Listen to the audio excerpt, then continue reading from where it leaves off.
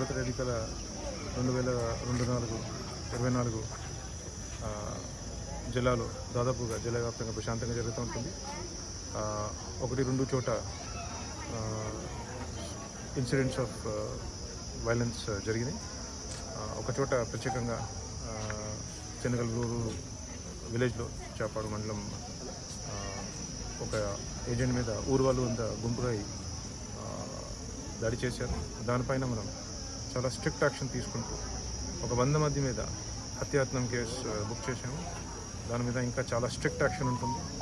ఎక్కడ కూడా ఏది కూడా ఈ వైలెన్స్ ఇన్సిడెంట్స్ జరిగితే దానిపైన ఈ విధంగానే చాలా కఠోరమైన తగిన చట్టపైన మనం తీసుకుంటాము.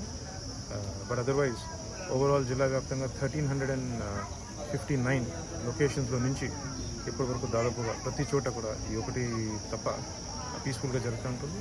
అడ్మినిస్ట్రేషన్ అండ్ పోలీస్ అలర్ట్గా సమన్వయంగా ఎన్నికల నిర్వహించడం చేస్తున్నారు.